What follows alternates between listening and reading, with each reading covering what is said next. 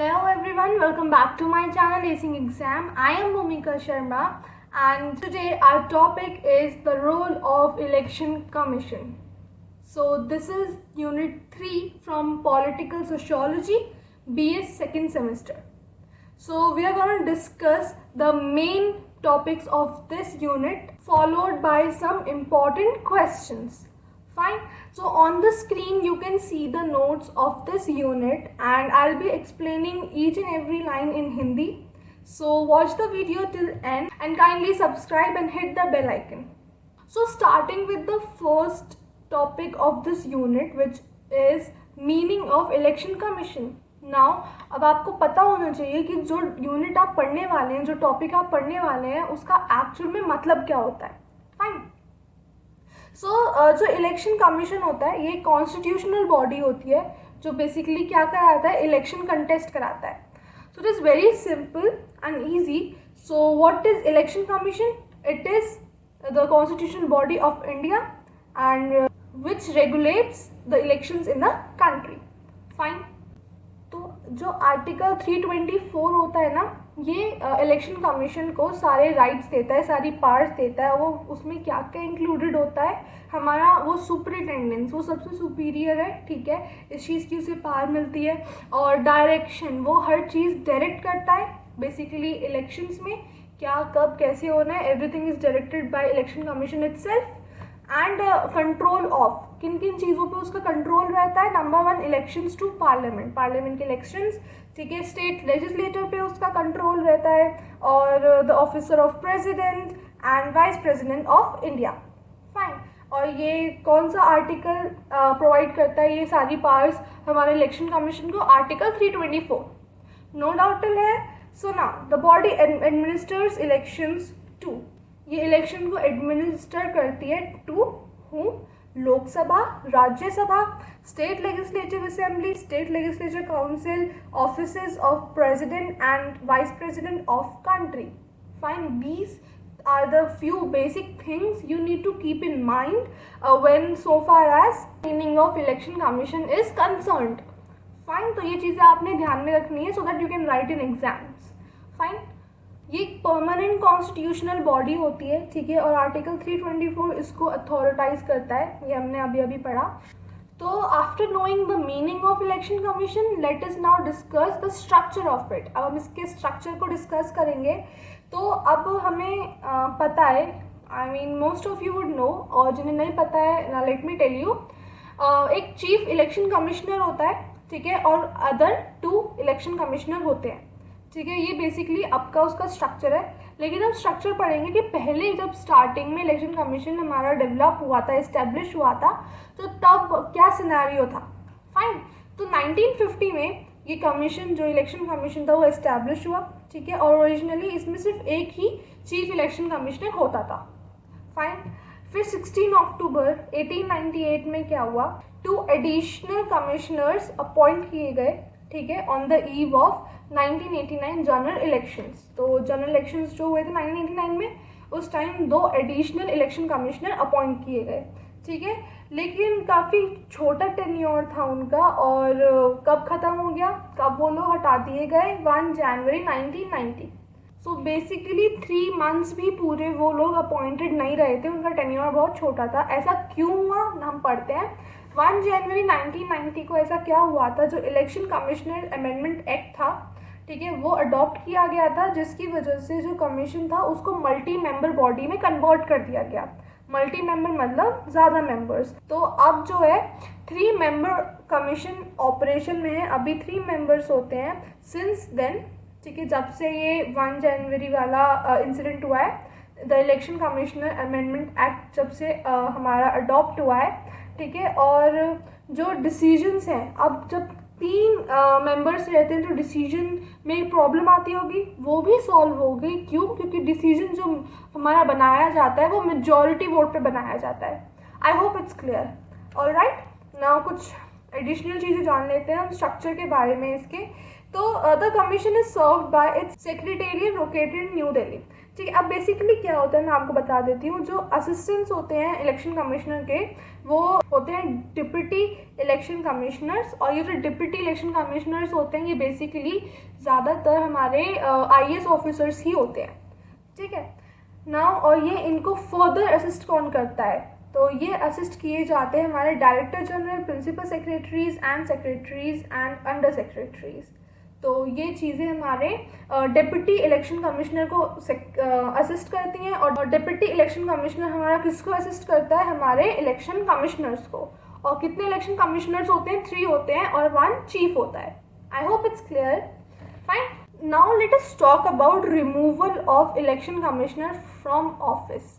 अब अगर हमें रिमूव करना है कोई इलेक्शन कमिश्नर, जब तक उसका टेन्योर भी पूरा नहीं हुआ है, हमें उससे पहले ही उसको रिमूव करना है, तो इसका क्या मैनर होता है। बेसिकली इसका जो प्रोसीजर होता है बिल्कुल वैसा ही होता है जैसे एक जज को, एक सुप्रीम कोर्ट के जज को रिमूव किया जाता है, ठीक है। तो क्या प्रोसीजर हम जान लेते हैं। फिर जो चीफ है उसे अगर हमें रिमूव करना है तो बेसिकली इसका सिमिलर प्रोसेस होता है जैसे एक सुप्रीम कोर्ट के जज को रिमूव किया जाता है। क्या क्या, सबसे पहले तो एक रिजोल्यूशन चाहिए पार्लियामेंट से, वो पास करेगा, ठीक है। और उसके बाद 2/3 मेजॉरिटी चाहिए हमें दोनों लोकसभा और राज्यसभा में, ठीक है।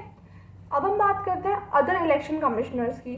तो जो अदर इलेक्शन कमिश्नर्स हैं उन्हें प्रेसिडेंट रिमूव कर सकता है, किसके रिकमेंडेशन पे, चीफ इलेक्शन कमिश्नर के रिकमेंडेशन पे। फाइन, आई होप कि removal of election commissioner clear होगा आप लोगों को, चीफ इलेक्शन कमिश्नर और अदर इलेक्शन कमिश्नर दोनों का। I hope it's clear. So एक चीज़ जान लीजिए कि अब तक कोई भी चीफ इलेक्शन कमिश्नर कभी भी इम्पीच नहीं हुआ है। व्हाट इज इम्पीचमेंट, रिमूवल, ठीक है। जो हमने अभी पढ़ा रिमूवल, उसका सिनोनिम क्या होता है, इम्पीचमेंट। तो अब तक कोई भी चीफ इलेक्शन कमिश्नर हमारा रिमूव नहीं हुआ है। इज इट क्लियर और नॉट। तो हम बात कर लेते हैं उसके फंक्शंस की। किसके फंक्शंस की, इलेक्शन कमीशन के फंक्शंस की, ठीक है। तो जो इलेक्शन कमीशन होता है it is guardian of elections, मतलब ये इलेक्शन कंटेस्ट कराता है, बहुत बेसिक सी चीज़ है, ठीक है। और ये एक मॉडल कोड ऑफ कंडक्ट भी इशू कराता है सारी पॉलिटिकल पार्टीज और कैंडिडेट्स के लिए, ताकि इलेक्शंस जो है फ्री और फेयर मैनर में हमारे कंडक्ट हो सके, ठीक है। what is model code of conduct is another thing. It has nothing to do with your this scenario basically. Fine. So it lays down guidelines for the conduct of political parties and candidates during an election period. तो ये क्या करता है, इसका another function क्या है कि ये सारी गाइडलाइन सब कुछ नोटिफाई करता है, ठीक है। पॉलिटिकल पार्टीज के इलेक्शंस के लिए सारी जितनी भी गाइडलाइंस है सब कौन नोटिफाई करेगा, हमारा इलेक्शन कमीशन। All right. और ये रिकॉग्निशन देता है हर एक नेशनल पार्टी, स्टेट पार्टी और रीजनल पार्टीज को। ये सिंबल्स अलॉट करता है हमारी हर एक पार्टी को। Is it clear. And it sets limits on poll expenses. सारे पोल एक्सपेंसेस पे हर एक चीज़ जो लिमिटेशन वगैरह होती है सब कुछ किसके थ्रू सेटअप की जाती है, हमारे इलेक्शन कमीशन के थ्रू सेटअप की जाती हैं। और हमारा last but not the least जो फंक्शन होता है इलेक्शन कमीशन का, वो क्या होता है कि जो जितने भी डेट्स और स्केड्यूल हैं हमारे इलेक्शन के और नॉमिनेशन फिल करने के लिए, ये सब इन सब की नोटिफिकेशन भी कौन इशू करता है, हमारा इलेक्शन कमीशन। इलेक्शन की डेट और नॉमिनेशन फिल करने की डेट सब कुछ इन सब की देखभाल कौन करता है, हमारा इलेक्शन कमीशन। फाइन। अब हम बात कर लेते हैं कि अब इतना इलेक्शन कमीशन हमने देख लिया, उसका स्ट्रक्चर देख लिया है, उसका मीनिंग देख लिया, उसके फंक्शन देख लिए, उसका रिमूवल कैसे होता है देख लिया है। तो हम बात करते हैं कि वो अपॉइंट कैसे होता है कि इलेक्शन कमिश्नर, और फिर उसका टेन्योर कितना होता है। तो टेन्योर मतलब क्या होता है कि इस पॉइंट ऑफ टाइम के बाद वो जो भी पर्सन है वो रिटायर हो जाएगा अपनी प्लेस से। तो इस तरह हम जानेंगे कि जो इलेक्शन कमिश्नर है उसका टेन्योर कितना होता है, कितने साल का होता है, ठीक है। तो ये अपॉइंट कौन करता है, इसे प्रेसिडेंट अपॉइंट करता है, ठीक है।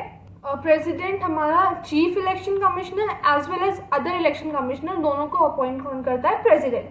फाइन। और इसका टेन्योर कितना होता है, या तो 6 years या फिर 65 years ऑफ एज। इन दोनों में से जो भी पहले आ रहा होगा वो उस टेन्योर के बाद रिटायर हो जाएगा। ठीक है, जैसे अगर मैं एक चीफ इलेक्शन कमिश्नर बनती हूँ at the age of 60 years, ठीक है, मैं 60 ईयर्स की हूँ and I become election commissioner, तो अब टेन्योर कितना है, 6 साल का और 65 ईयर्स ऑफ एज। तो पहले कौन सा आएगा, 6 साल में कितने साल की हो जाऊंगी मैं, 66 ईयर्स की, बट उससे पहले क्या 65 ईयर्स। तो मेरे लिए टेन्योर जो है वो 6 ईयर्स वाला नहीं सेटिस्फाई करेगा।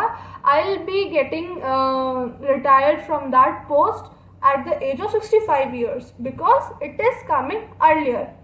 Fine. I hope I made my point clear. तो अब हम एक इम्पॉर्टेंट टॉपिक के बारे में बात करने वाले हैं, which is methods of election. ठीक है, तो 2 टाइप के मेथड्स होते हैं, सिंगल मेंबर कॉन्स्टिट्यूएंसी और मल्टी मेंबर कॉन्स्टिट्यूएंसी। तो हम दोनों के मतलब जान लेते हैं सबसे पहले। तो सिंगल मेंबर कॉन्स्टिट्यूएंसी का मतलब क्या होता है कि जितने भी एक जगह से मेंबर्स इलेक्ट होने हैं ना, उतने ही उस जगह को उतने ही नंबर की कॉन्स्टिट्यूएंसीज में बांट दिया जाएगा। जैसे आंध्र प्रदेश से अगर 294 मेंबर्स इलेक्ट होने हैं तो फिर आंध्र प्रदेश को 294 कॉन्स्टिट्यूएंसीज में बांट दिया जाएगा। ठीक है, और हर एक कॉन्स्टिट्यूएंसी से एक मेंबर इलेक्ट होगा। कैसे, जो भी कैंडिडेट सबसे ज़्यादा वोट सिक्योर करेगा वही इलेक्ट होगा। ठीक है, और अब मल्टी मेंबर कॉन्स्टिट्यूएंसी क्या होता है, ध्यान से समझिएगा, it's one of the most important. So जो पूरी कंट्री है लार्ज कॉन्स्टिट्यूएंसीज में बांट दी जाती है। ठीक है, और एक से ज़्यादा रिप्रेजेंटेटिव इलेक्ट होता है एक कॉन्स्टिट्यूएंसी से। ठीक है, और हर एक वोटर को एक से ज़्यादा वोट मिलता है। ठीक है, और इलेक्शन विन करने के लिए अब हमें मैक्सिमम वोट्स नहीं देखनी होती है, एक फिक्स नंबर ऑफ सीट्स होता है, फिक्स नंबर ऑफ वोट्स होते हैं जो उनको जीतना होता है टू विन द इलेक्शंस। तो आई होप आपको समझ आया हो।